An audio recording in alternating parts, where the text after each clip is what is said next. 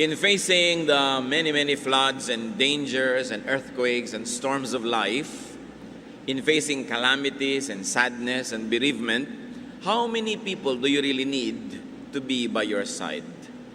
Ilan ba talaga ang pinakakailangan ng tao nakakampi kasama? How many persons does it need to make things happen? Ito mo ang ating pag-aaral ngayon, pinamagatan, The Power of Two. Ang kapangyarihan ng dalawa na nagkakaisa. Salamat Panginoon dahil kayo'y nakikipag-isa sa amin na bagamat magkahiwalay ang Diyos at tao sa pamamagitan ng iyong anak na si Jesus, nagiging isa.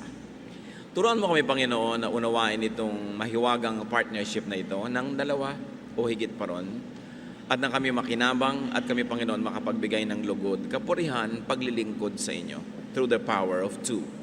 We pray Father that you will be the speaker and no one else. Use your servant only as your instrument. Bless your people, and we like to bring glory to your name, O God. Protect us from ignorance. Protect us from lies and falsehood. Protect us even from our own weaknesses. And very especially, protect us from attacks of evil men and evil spirits. May our bodies find rest and comfort and restoration in your presence. And may our mind, O God, absorb your teaching. We ask you to preach to us, O God. We like to hear from you. We like to be changed and empowered by you. In the name of your Son, Jesus our Lord, our teacher, we pray. Matthew 18:19 to 20, the Lord speaks, Again I tell you that if two of you on earth agree about anything you ask for, it will be done for you by my Father in heaven. For where two or three come together in my name, there I am with them. Isa pong maiksi, subalit napakamakahulugang mga pangungusap mula sa Panginoon. Na kung meron daw dalawa na nagkakasundo dito sa lupa, iyon ay gagawin para sa kanila ng ating Ama sa langit. Sapagkat kung may dalawa o higit pa rito na nagkakatipon-tipon, ibig sabihin nagkakasundo, nagkakaisa sa pangalan ng Panginoon, nandun siya. That Jesus empowers the fellowship, that Jesus inhabits the fellowship. So this is the power of two. At kung uulitin natin ang napakahalagang pangungusap ng verse 19, Again I tell you that if two of you on earth agree about anything you ask for, it will be done for you by my Father in heaven. Napakakonti ng nauunawa natin sa verse na yan, kaya nagiging napakaliit din ang ating pakinabang sa kapangyarihan na ginagawang available ng Panginoon sa mga nagkakasundo at nagkakaisa sa kanyang pangalan. In a matter of speaking, the Lord was saying that two believers in spiritual agreement can ask God to do whatever they ask for. Pero yung agreement, anong kahulugan nun? At ano ang hinihingi ng mga tao who really agree with each other? Here we see the importance of being one with another person. And this is one of the major lessons that we should remember about this verse. That the Lord places a lot of premium on our being one with another person. The importance of reaching out beyond oneself. The importance of agreement, of unity. Ito pong tema ng unity, agreement, paulit-ulit yan sa Bible. Na laging sinasabi, pag nagkakasundo kayo, ang Panginoong Diyos ay sumasa inyo. Pagka ikaw kasundo mo ang sarili mo, hindi ka rin hati sa iyong sarili, hindi ka nagdadalawang loob, yung faith mo buo, you will ask mountains to jump into the sea and they will. Pero sinabi, pagka ikaw ay walang paniniwala, ibig sabihin, nagdadalawang loob ka, hindi ka isa. You are not one inside of you, but two or more, separated entities. Sabi, don't expect anything good from God. A person who doubts will be like the water being tossed by the wind, at wala daw aasahan yun. So worship, fellowship, the church is composed of at least two people. Two being very symbolic. Ibig sabihin, outside of you, there is another.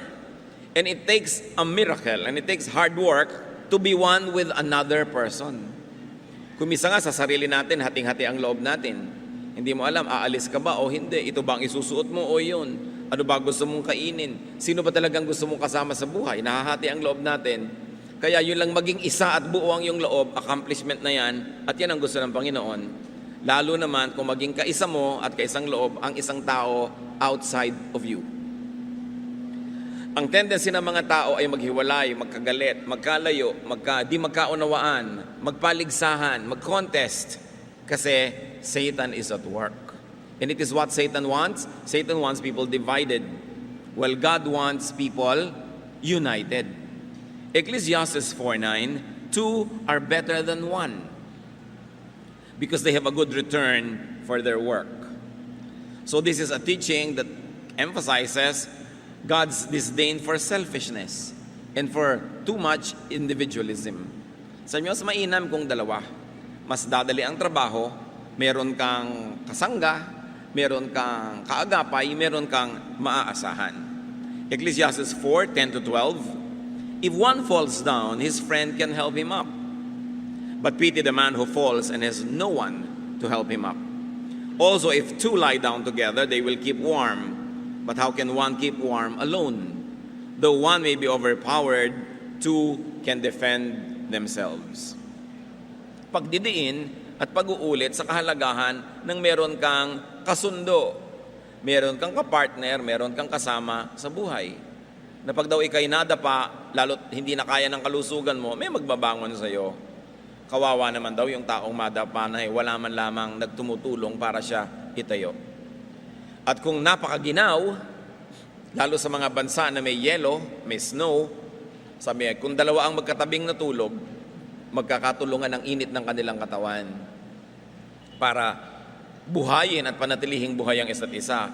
Pero kung nag-iisa ka, sabi ganoon, paano ka naman maiinitan? Kung bakit 1 + 1 is not just 2. Lumalampas doon yung value ng body heat. Pag dalawa kayo nagkakatulungan, nagiging napakalaking bagay yung init na naibibigay niya sa isa't isa. At kung ang isa daw ay kayang-kayang talunin, ang dalawa ay magkakatulungan para ipagtanggol ang kanilang sarili. So two believers and two people who agree can empower each other. That's why God places a lot of premium on togetherness, yung dalawang magkasama. Kasi siya ang nag-design sa atin, alam niya that will be stronger when there's a person outside of us who agrees with us and who we agree with and who joins us in our pursuits. Pati ang Panginoong Jesus, nung nagpadala siya ng mga magmimisyon, magtuturo, Luke 10:1, after this, the Lord sent them 2 by 2 ahead of him to every town and place where he was about to go. So even in the ministry, there is partnership. Because the ministry can offer lots of challenges, even loneliness, isolation, sadness, feeling of rejection, violence from other people. Kaya iba yung merong nakakapagbigay ng comfort sa atin na kasama. In fact, brothers and sisters, 2 can be the biggest number. 2 can be the strongest team. And 2 can be the easiest number to maintain. This early, we like to say, be part of the power of 2. And if you already are part of a power of 2, celebrate that power, keep it, maintain it, and protect it from people that would like to divide the two of you. And never underestimate the partnership of 2. Kahit yan ay partnership nyo, huwag nyong babaliwalain. Pag merong dalawang nagkakasundo, magkaisa ang puso, magkaisa ang damdamin, they can accomplish nearly anything. Maraming nagagawa. Hindi mo kailangan ng milyon-milyong kakampi. Meron ka lang isang talagang kakampi at nagkakampihan talaga kayo, magkakaunawaan kayo at kakampi nyo pa ang Diyos, kayo ay majority. Kaya ang gusto ni Satanas, laging guluhin ang magkakakampi. Therefore, do not upset. Do not confuse the configuration of 2 that had become 1. Pag may nakikita kayong dalawang tao nagkakasundo, magkaibigan matalik, o kaya nag-ibigan, naging magkasintahan, huwag na kayong makigulo. Dahil hindi yan ang kalooban ng Panginoon. Kung may mag-asawa na, huwag na kayong sisingit-singit pa, nagkakaroon ng third party. What's a horrible crime, therefore, against God's love for the unity of 2 is to separate partners, to even separate friends. Bihirang-bihira na makatagpo tayo ng kaibigan. So kung may nakita ka na kaibigan, pahalagahan mo na yon. At dapat yung mga nagmamahal sa atin, pahalagahan din yung kaibigan natin. Kung minsan ang mga magulang pa ang nagiging hadlang para sumaya ang mga anak. Na yung anak nila may nagustuhan, talagang yun ang gusto, nagkakagustuhan yung dalawa, pero ayaw nung magulang. Tapos Tapos yung magulang ngayon ang gagawa ng paraan para paghiwalayin itong nag-iibigan, hindi naman nila masipringan itong mga anak nila, natural. Hindi naman nila makamot ang likod kung makate. Hindi naman sila kapartner sa buhay sila yung magulang. Pero kung minsan, dahil sa pag-ibig natin sa ating mga anak, gusto natin silang ilayo sa kapahamakan, napapahamak pang lalo. Pag nangihimasok tayo sa pag-iibigan ng dalawang talagang silat sila. Kasi kahit mapilit mo yan na humiwalay, sumama sa iba na gusto mo, ano mangyayari? Hati ang loob. Kasi hati ang puso. One of the greatest gifts that we can give to our loved ones, especially if they are not our spouse or spouses, diba? Kung maraming mga partner, give them the freedom to be one with the person that they want to be one with. Yun kasi ay nakatakda, chemical, electrical, genetic, emotional, intellectual, lahat yan nagsasama-sama para malaman mo, sino ba talaga yung gusto ko sa buhay? At kadalasan, may mga nanggugulo dyan. Kahit sa mga mag-asawa, na lagi nating binabanggit, Mark 10:8-9, and the two will become one flesh. So they are no longer two, but one. Therefore, what God has joined together, let man not separate. Pagka lalo't mag-asawa na, tutulungan mo sila na maging united, hindi yung gagawa ka ng paraan para sila magkagulo, magkagalit sila. Kahit sa mga magkakaibigan, 1 Samuel 18:2, Jonathan became one in spirit with David, and he loved him as himself. Ito naman, pag-iibigan ng mga magkaibigan. At sa Tagalog, napakalinaw ng word na ibig, gusto, mahal, di ba? Kaya kaibigan. Very precious. So hindi natin dapat pinaghihiwalay yung mga maganda ang pagsasama. Now, the power of 2 or 3 is something else that we should really allow to enrich our lives. Sabi sa Matthew 18:20, for where 2 or 3 come together in my name, there I am with them. 2 or 3. Ano po ba yung 2? The 1 plus 1 or 1 plus the other? 3 is 1 plus 1 plus another. But this should not only be limited to the numerical equivalent of 3. Kasi kung ang isa, hindi na niya mabuo ang sarili niya, mahirap gawin, mas mahirap makipagbuo sa ikaw at another person. At kung may pangatlo pa, lalo na. Pero sabi ng Panginoon, where 2 or 3 come together in my name, there I am. The importance is very, very emphasized that God wants us to be in community with other people. Hindi niya tayo nilikha para mapag-isa. 2 or 3 true believers make a church. Hindi ka pwede mag-isa lang. 2 or 3 true believers who agree about the presence of Jesus, they agree with the community and oneness with Jesus, bring about the presence of the Father and the Spirit as well. Hindi siguro nakapagtataka na pati ang pagkakilala natin sa Diyos ay God the Father, God the Son, God the Holy Spirit. And yet we know that God is one. Kung paano ang tatlong personalidad na ito, ang tatlong persona na ito ay nagiging isa, ganun din ang gusto ng Diyos sa atin. Ikaw, si person number 2, at si person number 3 ay maging isa. Kung yung person number 3 is symbolic of 1 million or 1 person, ganun pa rin yun. Ikaw, a second person, and a third person becoming one. Ecclesiastes 4:12, a cord of 3 strands is not quickly broken.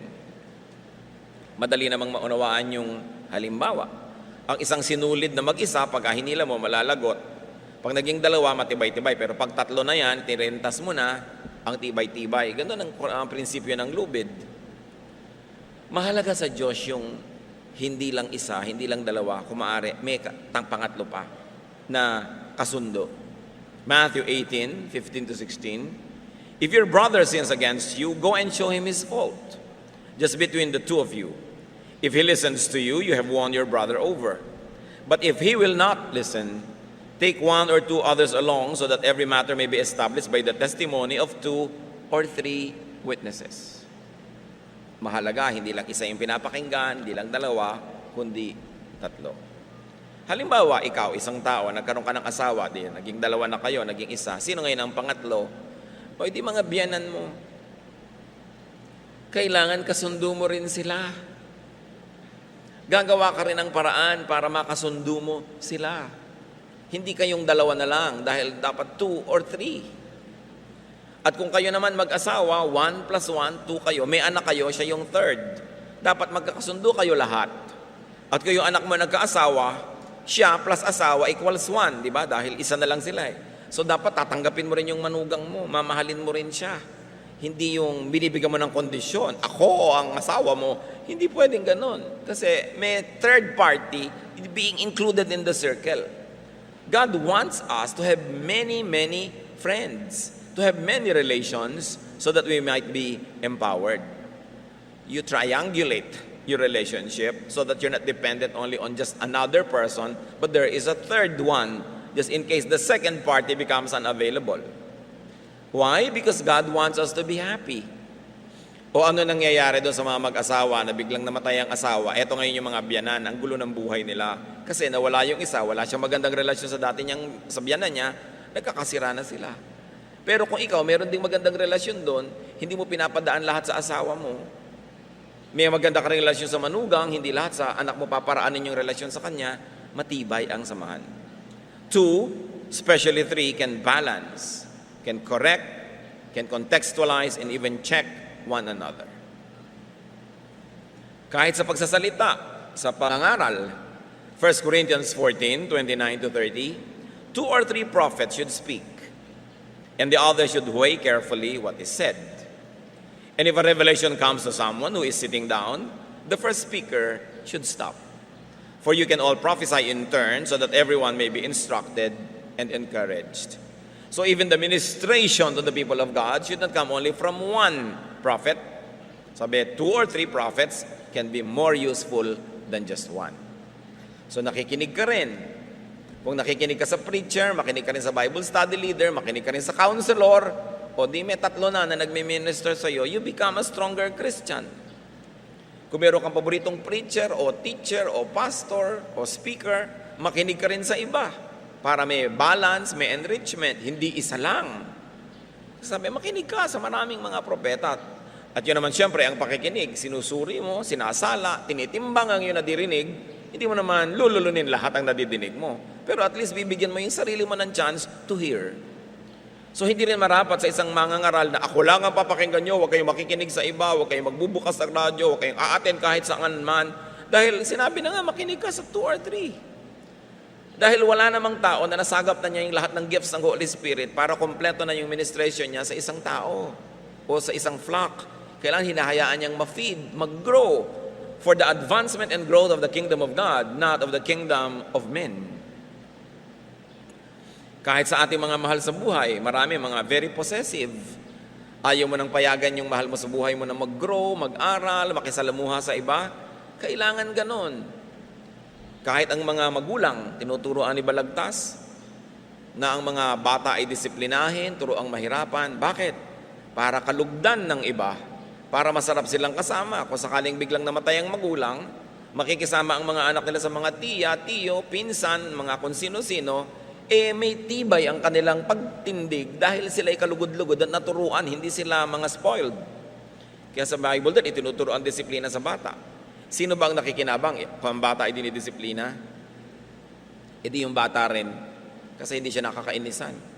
Pero kung dalawa lang kayo, ikaw at anak mo, kayo lang ang mahalaga sa buhay, kahit yung anak mo pangit na yung ugali, hindi mo siya pine-prepare na magkaroon ng relasyon doon sa third party. Sino man yung third na yon? Mga kamag-anak, kaibigan, classmates. Hindi matibay ang standing niya. Kaya kailangan pinapatibay. Now, if there is agreement and if there is common faith, 3 need not be a crowd. Kaya lagi natin sinasabi, 3 is a crowd. Ano yung Trinity, the crowd?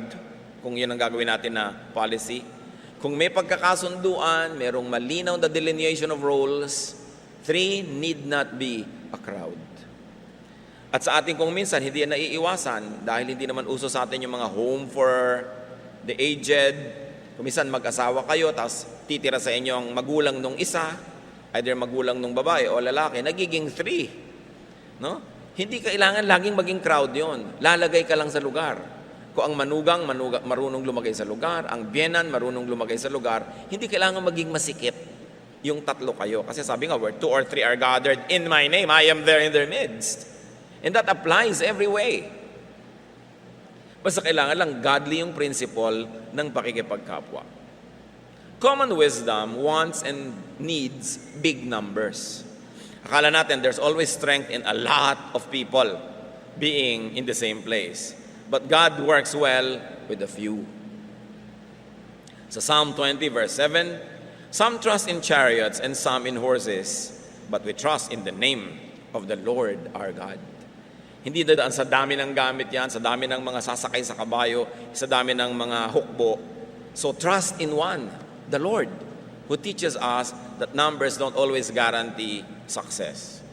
Katulad si Gideon, nung pupunta sa digmaan, ang dami niyang tauhan, 32,000. Sabi ng Panginoon, sobrang dami yan, magbawas ka. Lahat ng nagdadalawang loob, pauwiin mo na lang. Judges 7, 2-3 and 8. The Lord said to Gideon, "You have too many men for me to deliver Midian into your hands. In order that Israel may not boast against me, that her own strength has saved her, announce now to the people, anyone who trembles with fear may turn back and leave Mount Gilead." So Gideon sent the rest of the Israelites to their tents, but kept 300 who took over the provisions and trumpets of the others. Imagine cutting down your army from 32,000 strong to just 300. And that's exactly how God made them win. Sabi niya, ang dami nyo nga, pero hati naman ng loob. Magulo yan. Mabuti pang konti na lang kayo, pero nagkakaisang loob kayo. Doon kayo magtatagumpay. So 1 equals 1. 2 or 3 in unity is also equals to 1. Also equals 1. 2 or 3, basta nagkakasundo, 1 din yun. So togetherness means being powerful. 1 is powerful when you're together with other people. 2 or 3 can make heaven come down. Matthew 18:19 from the Contemporary English Version. I promise that when any 2 of you on earth agree about something you are praying for, my Father in heaven will do it for you. Now, this is why Satan wants to divide 2 persons against each other. Ang gusto ng Diyos, may kasama tayo, kasundo, kaibigan, kaagapay, kapartner. Genesis 2:18, the Lord God said, "It is not good for the man to be alone. I will make a helper suitable for him." So binigyan ng kapartner si Adan. Pero nung nagkasala sila at nililitis na sila ng Diyos, anong nangyari? Sinong may kasalanan? Genesis 3:12, the man said, "The woman you put here with me, she gave me some fruit from the tree and I ate it." You see here a very subtle and a very dangerous division happening. Noong magsisisihan na, sinisi na ni Adan si Eva. Sabi niya, ito kasing babaeng ito. Actually, indirectly, sinisisi na rin niya ang Diyos. Inilagay-lagay niyo dito tong babaeng to, ayan, siya ang tumukso sa akin. Imagine a couple facing God, instead of protecting each other and speaking for each other, eto na, nanguna na si Adan na manisi. At yang paninisi, pagsisihan, nagsisisihan kayo, simula yan ang pag-iwalay. Kasi oras na sinisisi mo yung kabila, ibig sabihin, ibang partido na siya, hindi na kayo one, hindi na kayo together. Tama ako, mali ka. I'm justified, you are condemned. Ibig sabihin, pinaghihiwalay mo yung isa. Kaya kahit sa mag-asawa, mga kapatid, walang kwenta yung sisihan. Nagdadrive yung asawa mo, sabi mo, lumiko ka sa kanan, dyan yung pinaka-shortcut. Hindi siya lumiko, tapos nagkawala-wala kayo, ikaw ngayon, sabi ko na sa iyo kung lumiko ka lang, kung nakinig ka lang sa akin, sana nandun na tayo. Sisihan. Alam niyo uwi nun, awayan.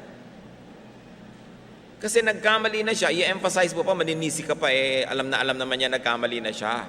So, mapapamahal ka ba kung nanisi ka? Kayo ba yung naninisi sa inyo, namamahal nyo na, wow, nadagdagan ng 10 points ang pag-ibig ko sa asawa ko dahil sinisisi niya ako? Hindi, nababawasan. At pag araw-araw nangyari yon, gigising ka isang araw, wala nang pag-ibig. Pero yung nagkamali ka, tas baliwala siya, pinagbubukas ka pa ng butong pakwan at sinusubuan ka habang hinahanap mo yung tamang daan. Sabi mo, ay, tama talaga yun ang pangasawa ko. Oh, ang galing. Namamahal mo. Ngayon, ba't ka naninisi? Kasi nadadaya ka ni Satanas. Gusto mo lang patunayan na tama, kamali siya. You like to empower yourself and weaken the other person. It is a satanic plot.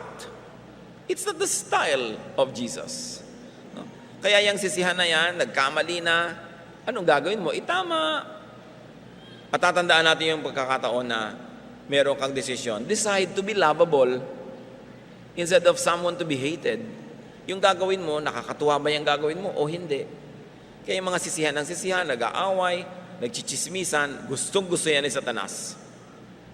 Kasi, pag nag-iisa ka na, kayang-kaya ka niya.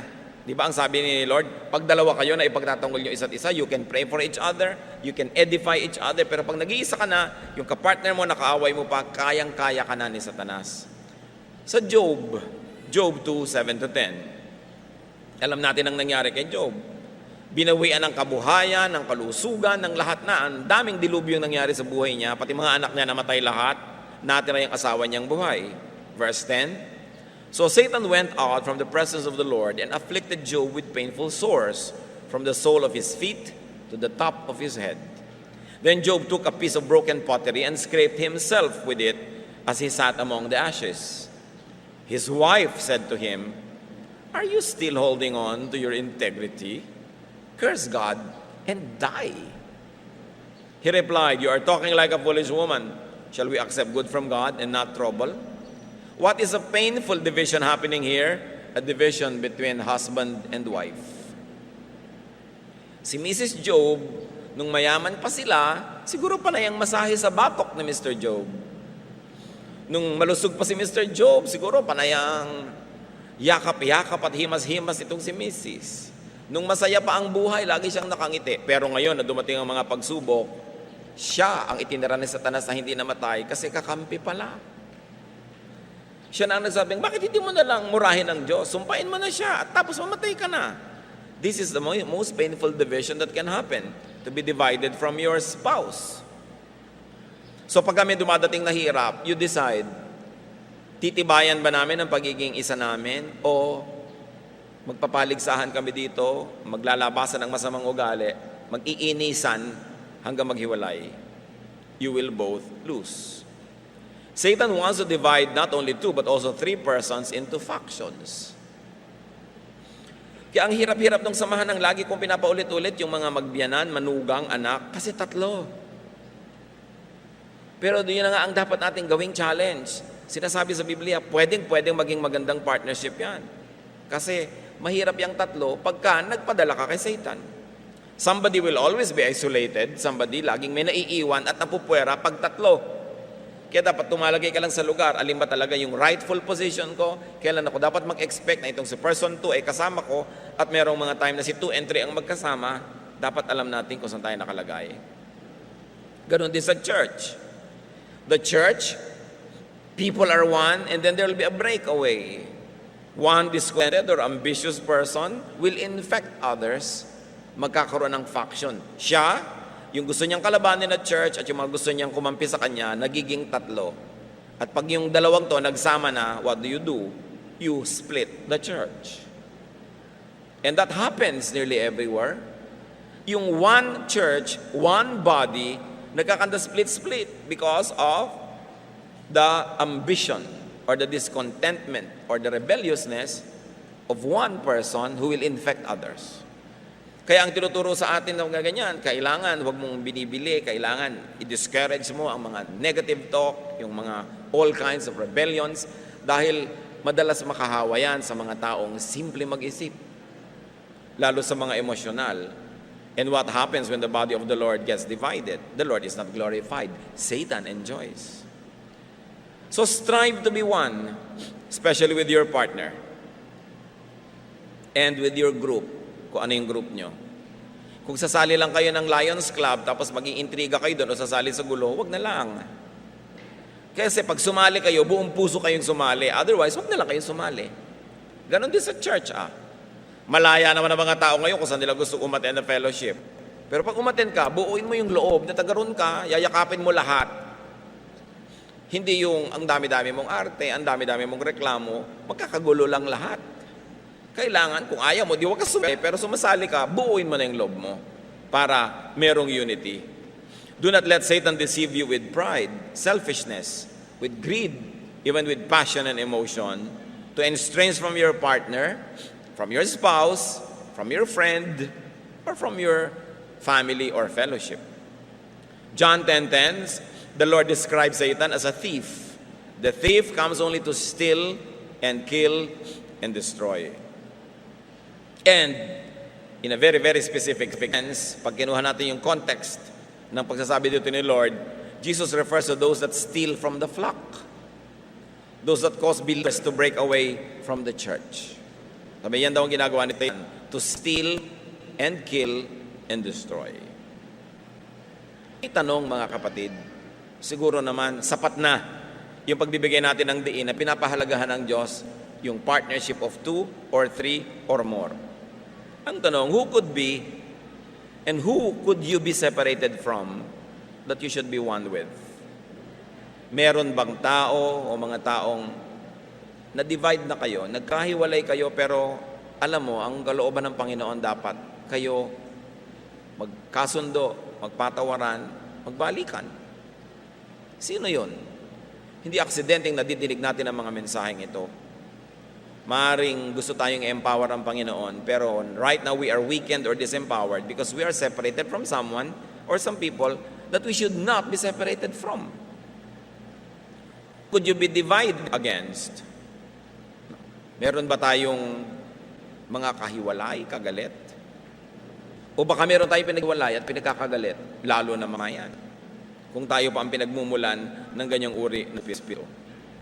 What prevents and keeps you away from powerful and empowering partnerships? Ang buhay dito sa mundo, minsan lang. Dadaan ka lang dito.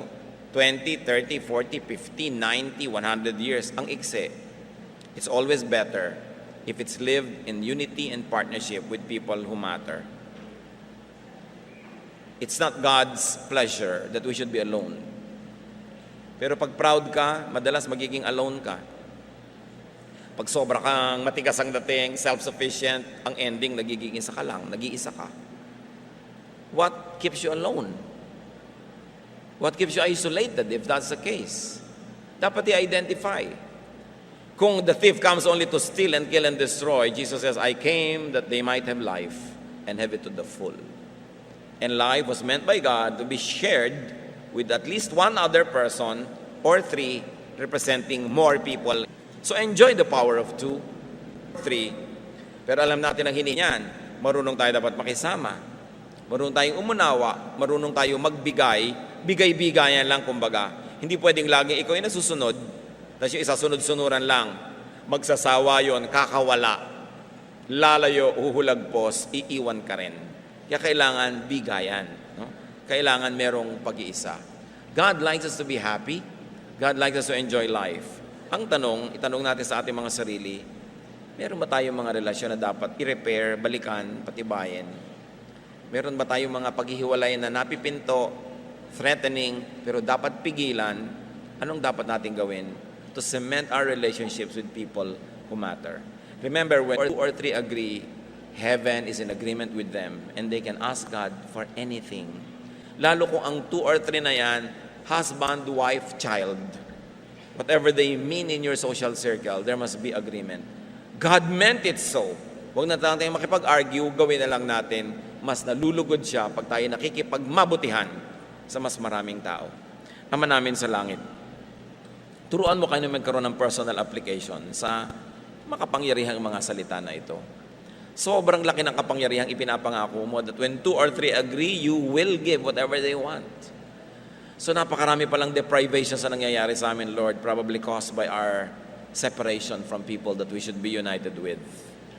Pakita mo sa amin kung may mga pananagutan kami sa mga pagkakahiwalay, pagkakagulo, paglalayuan ng loob na naranasan na namin sa aming buhay.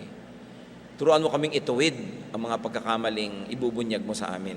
At nang sa ganoon, ang nalalabing panahon, magugol namin following your method, your formula, that we should be in agreement with one or one other person na mayroong 2 or 3 in our circle. Pakita mo rin sa amin, Panginoon, kung ngayon mayroong mga threat, mga panganib na mapalayo kami sa tao, may naglalayo sa amin pero hindi dapat, turuan mo kaming hanapin ang solusyon para hindi maganap yon. At kung kayo, Lord, nagiging agent na nagkakagulo tuloy ang mga dapat magkasundo, patawarin niyo po kami. Dalangin namin, Huwag kami maging seloso, huwag kami mainggitin, hayaan namin yung mga magkakasundo, magkakasama, nagmamahalan, at huwag kami manggulo sa kanila. Lord, teach us to be empowered by your teachings. Magbulay-bulay tayo sumandali mga kapatid, ilang saglit ng katahimikan, mahalaga yan. Hingin natin sa Panginoon ang mga personal pang kahulugan ng mensaheng ito so that we may enjoy the power of 2 or 3.